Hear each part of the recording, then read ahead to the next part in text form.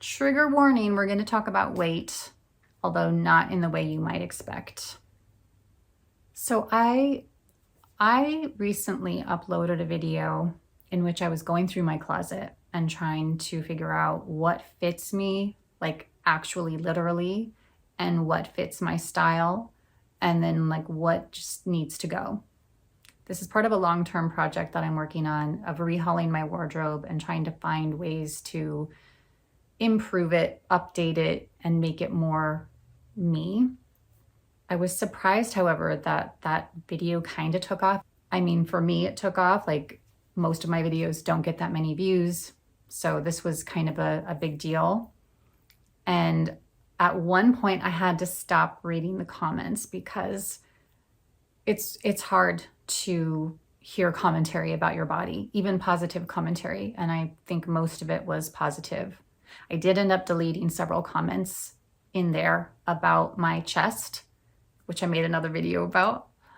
But in general, like I said, the comments were very positive. But when you have struggled with eating disorders for most of your life, and you struggle with body dysmorphic disorder, things like that, it can be very jarring to hear other people's opinions about the way that you look, and to the point where I can feel that it can be a very easy trigger for me. And so I tend to just ignore that kind of stuff. But I did notice that several people said that I look like I'm in good shape, and they want to know how I'm able to be the weight that I am, or to look the way that I look at the age that I'm at, which is 48. And oh man, all of this makes me super uncomfortable. And I don't mean to criticize anyone who said that. There's nothing wrong with that. But it's tough. This is a tough subject, I think, for all of us. But I'll tell you what, I'm not going to answer those questions, and I'm never going to answer those questions, because I don't think it's fair that we should be having this conversation, or that we should feel pressured to have this conversation.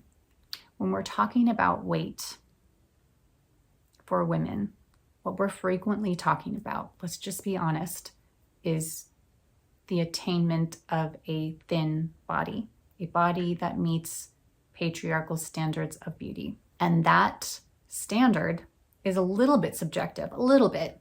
I say that because it shocks me when people say that I have met that standard, because there are just as many, if not more, people who would say that I have not.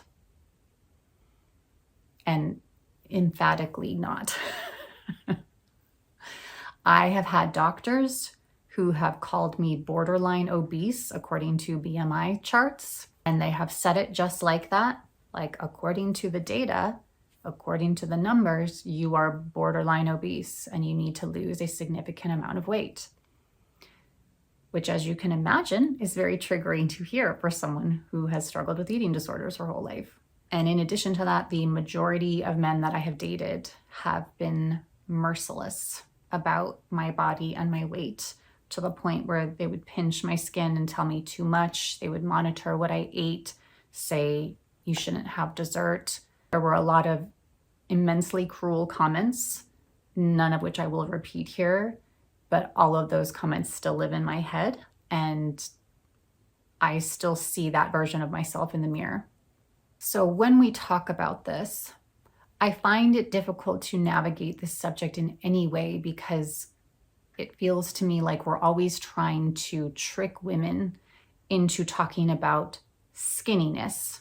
We'll make up new ways to spin it, talking about getting healthy, having healthy goals. In the end, so much of it ends up being just a different reflection or iteration of diet culture. For instance, I have noticed that there are a lot of what I eat in a day blogs, and a lot of them are diet culture. Of course, not every one of them is, but I don't ever click on those anymore because I feel very uncomfortable about what I know I will likely find. And I feel uncomfortable that we are still selling this to each other, just with a different packaging. It's kind of all the same thing. And then we just put different wrapping paper on it and pretend that it's not. So I don't ever want to come here and tell women, this is what I do. This is my workout. This is what I eat. This is how I stay fit. First of all, I don't feel like I look like or exhibit any particular example of health. I'm just a normal woman trying to get through life as healthily as possible while navigating the mindset that has come from an eating disorder and the BDD. So I don't see myself as the poster child for anything. I don't see myself as someone who can or should give advice to other women, even if it's just, here's what I do and this is what I happen to look like, because it doesn't matter. Like, I can do what I do and it's not going to necessarily affect another woman the same way.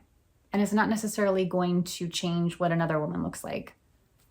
Everybody is so different. And I think what we need to look at when we're talking about health is what works up here more than anything, or here and here. And then this part of it is not as important, certainly not the appearance part of it. Ultimately, and I think it's safe to say this in a pretty broad generalization, that most women are looking for a specific set of parameters that they can physically meet, for their appearance to physically meet. That's what we're aiming for. That's what we're looking for. And we can frame it any way that we want, and we will, because we know now that's not really healthy. But now we have all kinds of new ways to frame it. What really matters? What matters are the choices that we make to move and to eat in a way that nourishes our body, to get enough sleep.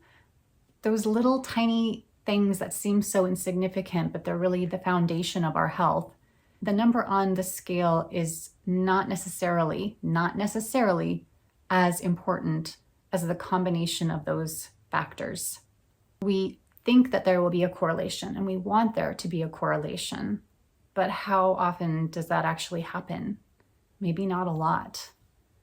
And I also want to acknowledge that it's hard to talk about this even from this perspective, because a lot of people will say that body positivity, which is what I'm trying to develop for myself, is just another way to shame women who actually want to be healthier or actually want to lose weight because of their health.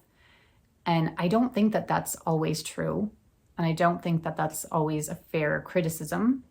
I do want to be respectful of that path as well. So when you get down to it, I just feel like the healthier thing to do is to not have the conversation, to not get too much in the nitty-gritty of how I do this or how I do that. I'll tell you the things that I am trying to do for myself are those things that I just mentioned. I'm trying very hard to eat well, to cut back on my sugar intake, to cut back on my salt intake. I'm trying very hard to get good sleep, which is impossible with perimenopause. And I am trying very hard to work on my fitness levels. I already walked every day, but now I am lifting weights. And that is becoming increasingly important to me after I've had a string of injuries, and my physical therapist recommended that the best thing that I can do to prevent future injuries in the first place is to be stronger, which of course also helps with osteoporosis. Overall, I think that's just something that is healthy for women in this age group, and something that I want to pursue personally as a way to feel like I am taking care of myself and preventing further issues with my joints. And I'll be honest, throughout all of it, it is very, very hard to untangle my eating disorder, diet culture mindset from these practices. I don't want them to be intertwined, but it's impossible for them not to be. So that's just something that I have to continue to work on. There are days when I feel really crappy and really sick and really tired, and I consider it a win a success, a check mark on the health checklist if I decide not to work out that day.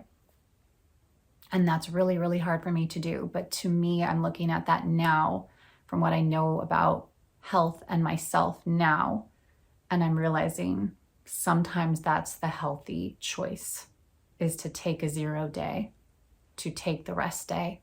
So you will never hear me answer the question of how I stay in shape or how I do this or how I do that with my body, with my appearance, because I think that we need to be kinder to ourselves and more honest about what we're talking about and what we're doing, and give ourselves more space for the loving acceptance of our bodies the way that they are, as we work to become healthier in the ways that feel right to us, still loving the body that we're in all the way along the journey. And especially at this stage in life, in perimenopause, it is so hard. It's so hard. Our bodies are so unpredictable.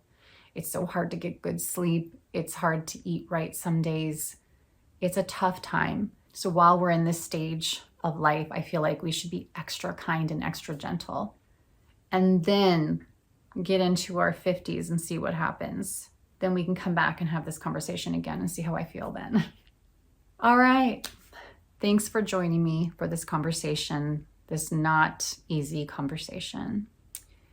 And be kind to yourself today. Be kind. Don't forget to like and subscribe, and I'll see you next time. Bye.